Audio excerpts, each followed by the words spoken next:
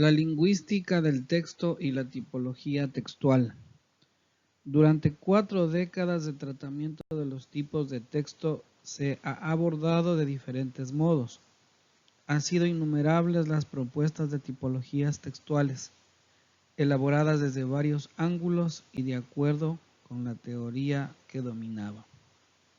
No obstante, la construcción de una tipología textual que tome en cuenta todos los factores implicados en la configuración del texto no era tarea fácil, y actualmente estamos lejos de afirmar que hay unanimidad al respecto.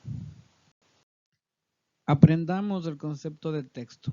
Hay muchas concepciones o definiciones o acepciones de texto. Yo me voy a quedar con dos. La primera, texto es cualquier fragmento de lengua, ya sea un enunciado o una pieza escrita, que los usuarios o alumnos reciben, producen o intercambian. Por tanto, no puede haber un acto de comunicación por medio de la lengua sin un texto. Miren la imagen que voy a presentarles. Es una deliciosa hamburguesa. Pero, ¿qué significa?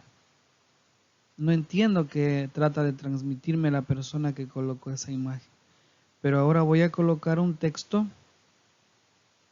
Ahora sí. Dice, gran sabor, pequeños precios. Se ha formado la comunicación. Entonces vemos que el texto es importante dentro de la comunicación.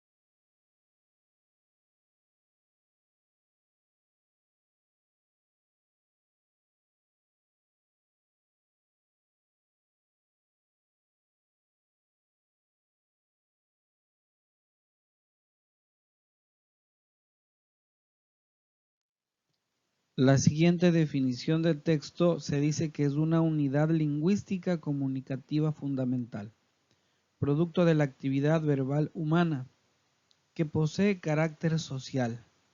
Se caracteriza por su cierre semántico y comunicativo y por su coherencia, debida a la intención comunicativa del hablante de crear un texto íntegro y a su estructuración mediante dos conjuntos de reglas, las de nivel textual y las del sistema de la lengua. Un poco complicado suena esto, ¿no? Pero acá está ya un poco más técnico, nos está explicando que el texto sirve para comunicar, pero tiene que estar conformado o formado de manera correcta, organizada, para poder tener un sentido. Y de esto se encarga la semántica. Una vez que tenemos la semántica y la estructura completa, podemos decir que tenemos una comunicación. De estas definiciones de texto se desprenden claramente 3 dimensiones, que son la comunicativa, la pragmática y la estructural. En la dimensión comunicativa, el texto es el producto de una actividad social y el resultado de la interacción entre el hablante y el oyente con toda la información explícita e implícita que incluye el acto comunicativo. La imagen nos muestra un grupo de personas hablando y está colocada unas nubecitas en donde todos dicen hola en diferentes idiomas. ¿Sí? Esto nos quiere decir que nosotros nos comunicamos en cualquier momento con cualquier persona de cualquier forma. Si alguien no nos entiende lo que hablamos, pues la comunicación también recurre a la gestualización, que es un acto comunicativo. ¿Sí? De esta manera nosotros tenemos conformada esta dimensión comunicativa, que es cuando el hablante transmite al oyente información explícita e implícita.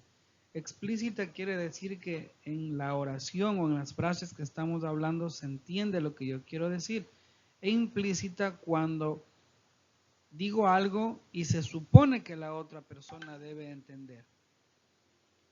Ejemplo, yo puedo indicar que el clima está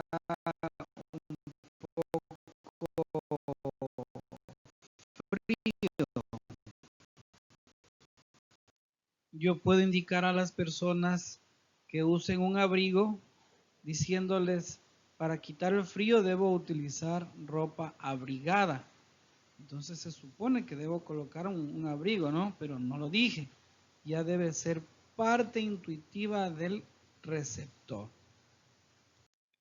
En la dimensión pragmática, todo texto se encuadra en una situación de comunicación, constituida por los componentes extralingüísticos, siempre presentes en un acto de habla.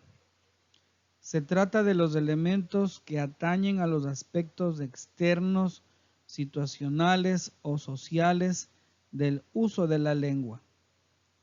Los participantes, el lugar social donde se produce el texto, el ámbito de uso puede ser personal, público, profesional o académico.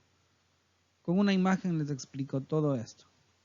Aquí tienen, una docente está impartiendo su clase y está utilizando la dimensión pragmática porque su actividad comunicacional la está haciendo de su asignatura.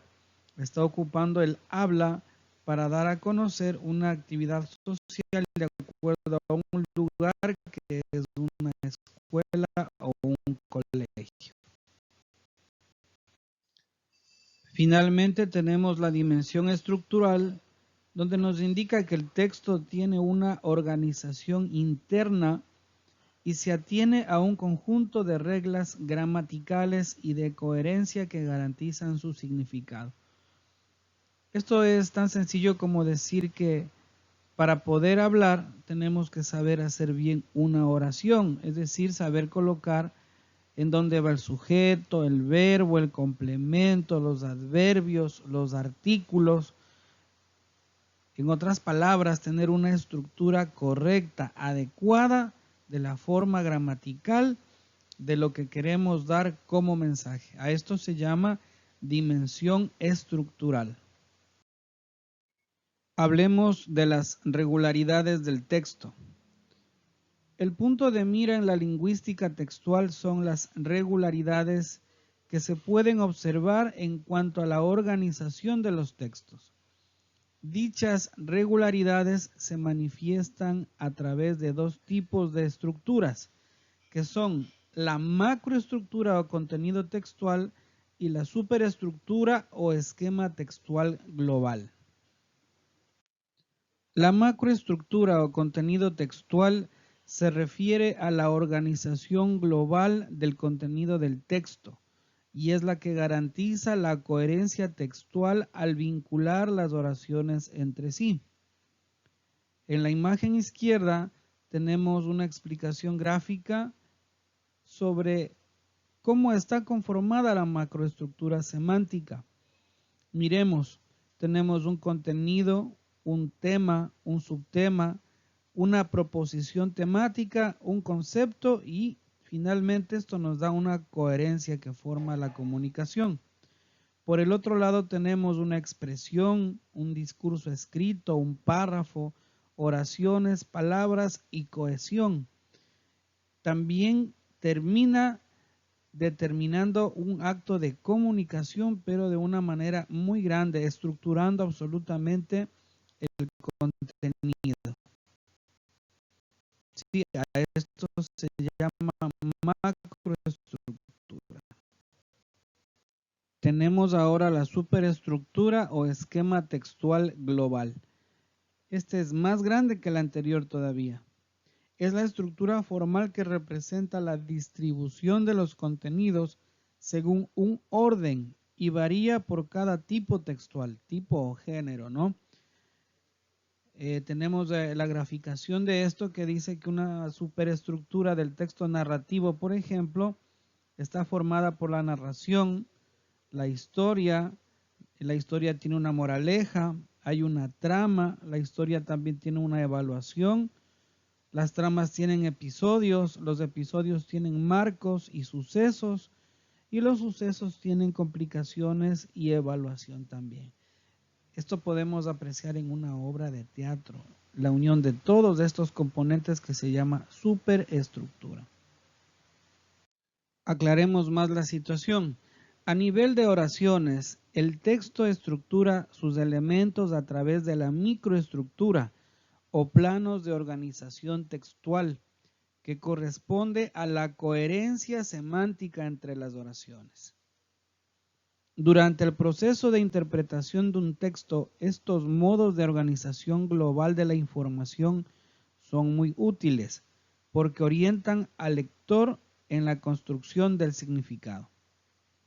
Por otro lado, según Adam en 1992, la superestructura de los textos es la que permite la construcción de las tipologías textuales, puesto que al organizar la información en un esquema estructural básico, clasifica el texto dentro de un tipo concreto que responde a ese esquema. Ejemplos de tipos o de géneros tenemos el narrativo, el descriptivo, el expositivo o argumentativo, y hay un sinfín más de géneros a los que se refiere Adam, que sin estas superestructuras no existirían. Ahora, en cuanto a la macroestructura, es la que nos permite procesar la información del texto y reconocer los géneros gracias a los asuntos tratados.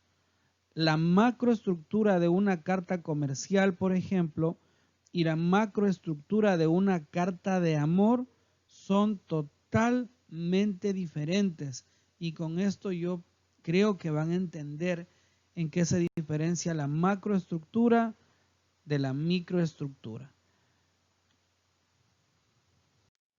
Esto debido a que por obvias razones una carta de amor no va a tener el mismo contenido de una carta comercial. Conversemos un poquito ahora sobre los géneros literarios.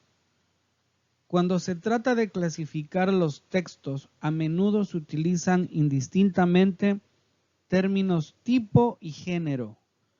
Ojo, ustedes van a averiguar y van a escribir en sus portafolios si género literario y tipo literario es lo mismo o si existe alguna diferencia. Y si existe diferencia, me colocan 2 ejemplos de cada uno. Los géneros son formas discursivas convencionales, conformadas históricamente en una cultura determinada. Se van constituyendo a lo largo de la historia de una comunidad lingüística como prácticas sociales con valor funcional.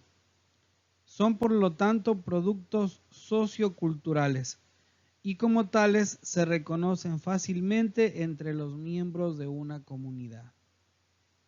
Son hechos comunicativos que suceden en un contexto social, de acuerdo con ciertas normas, convenciones y con una clara finalidad. Por ejemplo, la de informar, persuadir o divertir a alguien, entre muchas otras situaciones. Un ejemplo de esto es una persona que escribe una carta para solicitar trabajo. Deberá producir un texto con una macroestructura. Comencemos ahora con lo que es comprensión lectora. Es una destreza lingüística que actualmente, desde la perspectiva de la psicolingüística, ha dejado de ser considerada una actividad pasiva, que exigía del lector una mera capacidad para decodificar una serie de grafemas. Van a preguntarse qué es un grafema. El grafema es la unidad mínima e indivisible de la escritura de cualquier lengua. Por ejemplo, son grafemas las letras S, T, O, V, pero no son grafemas de nuestro idioma, por ejemplo, nuestro lenguaje, la doble L o la Ch, porque la doble L se puede dividir en L, L y la Ch en CH. Entonces un grafema no se puede dividir y es una letra o un símbolo unitario de un idioma. La lectura, lejos de ser un proceso mecánico, es una habilidad en la que el lector participa activamente en el proceso de construcción, de darle sentido al texto, implicando una actitud activa y cooperante gracias a sus conocimientos previos, que estos sirven para orientar al lector. Con esto él puede hacer predicciones y procesar toda la información implícita necesaria con el objetivo de lograr una unidad textual coherente. Es decir, que va a lograr con su experiencia entender lo que está leyendo. Dicho de otra manera, la lectura consiste en emitir hipótesis acerca del significado del texto. Unas hipótesis que el lector somete constantemente a examen, confrontando con los datos del texto que él lee con la experiencia que tiene. Se hace patente, por lo tanto, el papel primordial que adquiere el lector en tanto va intentando interpretar el texto. Desde este punto de vista, el lector no solamente interpreta el texto de su autor, sino que además reconstruye otro texto. Internamente lo hace, modificando el original y enriqueciendo su propio mundo. Algunos estudios llegan a afirmar que lo que el lector aporta al texto puede ser más importante todavía que lo que encuentra en él, por la imaginación que puede llevar a tener el lector cuando lee un libro o un texto que le interese o que le impacte, porque hace todavía más movilidad en su cerebro. Partimos del supuesto de la psicolingüística de que los significados son construidos mediante mecanismos interpretativos que el lector moviliza durante la actividad lectora. Se activan estrategias cognitivas que interactúan simultáneamente para reconstruir los niveles de estructuración del texto. Se trata de operaciones mentales que el lector pone en marcha frente a lo desconocido y que permite inferir, relacionar, generalizar, contextualizar, construir o estructurar modelos que dan la posibilidad de interpretar el texto representado mentalmente. Cuando usted lee una novela, se inmiscuye tanto en la novela que en su cerebro empieza a hacerse imágenes de lo que puede pasar o de lo que está pasando en la lectura que está realizando. De esta manera de abordar la comprensión lectora se ve favorecida por el enfoque descendiente denominado top-down, que es un modelo de lectura que supone un procesamiento de arriba hacia abajo, en el que el lector, partiendo de su propia experiencia y usando conocimientos textuales, paratextuales y extratextuales, pone en marcha estrategias inferenciales y hace predicciones acerca del significado del texto. Lo aborda primero como una globalidad, comenzando por los aspectos más generales del texto, como son titulares o la idea de cada párrafo, para adentrarse cada vez más y más en adelante a los aspectos puntuales del texto. Ojo con esta partecita que puedan resolver el deber o la única actividad que tiene este portafolio para esta semana.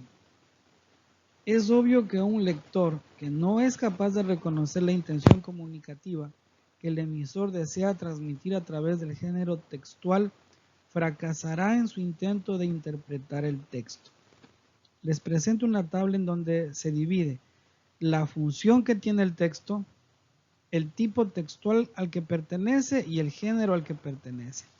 Por ejemplo, la función textual informativa pertenece al tipo textual informativo y al género noticia, informe o reseña.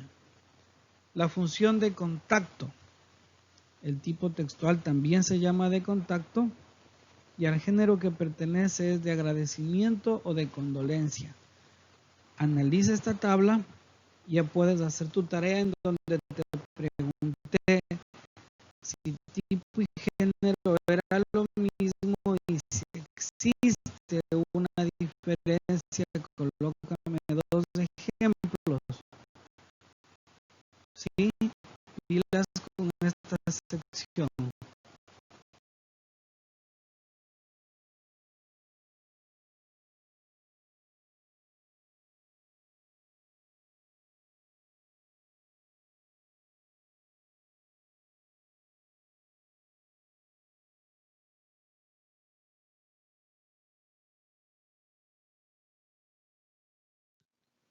Es obvio que un lector que no es capaz de reconocer la intención comunicativa que el emisor desea transmitir a través del género textual fracasará en su interior de interpretar el texto. Los intentos de la clasificación de los textos han seguido pautas muy diversas. Hay 2 milenios de reflexión sobre los tipos de texto. Aristóteles en su retórica propuso un primer modelo para el análisis del discurso mediante textos y se considera el precursor de la lingüística actual. Hoy en día, después de 4 décadas de reflexión teórica y hasta cierto punto empírica, no hay unanimidad, pero podemos contar con unos cuantos libros y manuales y algunas propuestas muy valiosas de varios autores antiguos y modernos. De la gran variedad de modelos propuestos, a nuestro modo de ver, destacan los modelos tipológicos de Wehrlich y de Adam, por 2 razones. A, porque delimitan fronteras entre género y tipo, y B, por ser los más operativos y didácticos para nuestro objetivo final, que es fomentar la competencia lectora de los aprendientes. Wehrlich en el año 1975 propone una tipología basada en las estructuras cognitivas a partir de la combinación de la dimensión cognitiva, es decir, modos de abordar la realidad, con la dimensión lingüística, que es modos de representar la realidad. Reconoce la existencia de 5 tipos textuales básicos que se ponen en relación con las operaciones cognitivas y que se denominan bases textuales. Y son las siguientes: base descriptiva, base narrativa, base expositiva, base argumentativa y base instructiva. Es de esta manera con la que nosotros vamos a tener una gran base para poder realizar una tipología textual.